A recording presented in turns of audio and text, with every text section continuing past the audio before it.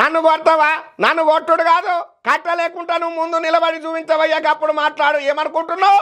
కేసీఆర్ కట్ట లేకుండా నిలబడి ఫస్ట్ అని చెప్పి మొన్నట్లా బహిరంగంగా మస్తు వార్నింగ్ ఇచ్చిండు కదా కేసీఆర్ సార్కు రేవంత్ రెడ్డి సారు.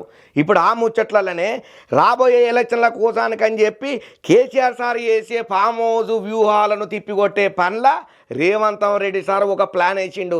గా ప్లాన్ ఏందో తెలవాలంటే మన ఖతర్నాక్ న్యూస్లో ఖతర్నాక్ ఆర్త వచ్చింది చూడుండ్రి. చాలా మందికి తెలంగాణ పబ్లిక్ అర్థం కాని ముచ్చట ఏందంటే, అధికారం వచ్చి కాంగ్రెస్ పార్టీ అందరం ఎక్కి 2 సంవత్సరాలు కాబోతున్నా కూడా ఇంకా మంత్రివర్గ విస్తరణ చేయలేదనంటే రేవంత్ సైలెంట్ గా ఉన్నాడు అనంటే బీఆర్ఎస్ ను దెబ్బతీసేందుకేనా? ఎవరిని విమర్శలు చేసినా కూడా వ్యూహంలో భాగంగానే రేవంత్ రెడ్డి సారు మౌనంగా ఉన్నాడా అంటే చాలా మంది అవుననే చెప్తున్నారు రాజకీయ మేధావులు, పండితులు. నేను కొడితే మామూలుగా ఉండదు, ఉట్టిగా కొట్టుడు నాకు శాత కాదు అనుకుంటా పామదుల హెచ్చరికలను చేసినటువంటి కేసీఆర్ సారు అన్న మాటలకు మళ్ళొక పారి తన సత్తా ఏందో చూపించేందుకు రేవంత్ రెడ్డి సారు గట్టిగానే రచనలు చేస్తున్నాడట. కేసీఆర్ సార్ కు దిమ్మ తిరిగే కౌంటర్ ఇయ్యబోతున్నాడనే వార్త పుకార్లు షికార్లు చేస్తున్నదయ్యా. రేవంత్ రెడ్డి దెబ్బ ఎట్టుంటుందో కేసీఆర్ కు రుచి చూపించాలనే వ్యూహంతోనే ఆయన ఆలోచన ఉన్నట్లుగా ఆయన చుట్టుముట్టున్నటువంటి దగ్గర పంటున్నోళ్ళు చెప్తున్నాం మాట. అందుకోసానికని చెప్పి బీఆర్ఎస్ ఎల్పీ విలీనం మీద కన్నేసినట్లుగా పొలిటికల్ చక్కర్లు కొడుతున్నదయ్యా ఇప్పుడు ఈ ముచ్చట.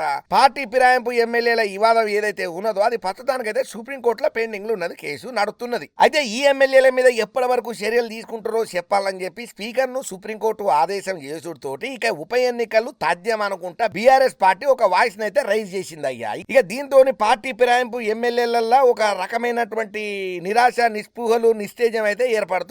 దీంతో పార్టీ ఫిరాయింపు ఎమ్మెల్యేల కూడా ఒక రకమైనటువంటి నిస్తేజం కనబడుతున్నదంట.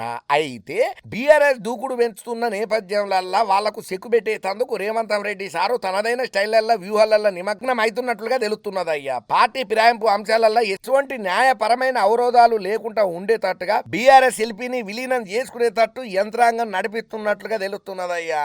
నగరానికి చెందిన ఓ మాజీ మంత్రి ద్వారా సంప్రదింపులు గట్టిగానే రహస్యంగా జరుగుతున్నాయట. ఇక ఇంకో 16 మంది ఎమ్మెల్యేలు కూడా కాంగ్రెస్ లో చేరితే బీఆర్ఎస్ ఎల్పీ విలీనం ఖాయం. ఇక దీంతో గతంలో జరిగిన అవమానానికి ప్రతీకారం తీర్చుకునుడుతో పాటు సరైన టైంలో బీఆర్ఎస్ ను దెబ్బతీసినట్లు అవుతుందనే ఆలోచనలనే రేవంత్ రెడ్డి సార్ అడుగులేస్తున్నాడట. అయితే రేవంత్ రెడ్డి సార్ ఆలోచన ఇట్లుంటే ఈ సంగతి తెలిసిన వాళ్ళు చాలా మంది ఏమంటున్నారంటే, రేవంత్ రెడ్డి సారు ఎన్ని ఎత్తులకు పై ఎత్తులు వేసినా కూడా కేసీఆర్ సార్ తెలివి ముందు బలాదూరి అని చెప్పి కారెడ్డాలు ఆడుకుంటా కామెంట్లు కూడా పెడుతున్నారు బీఆర్ఎస్ అభిమానులు.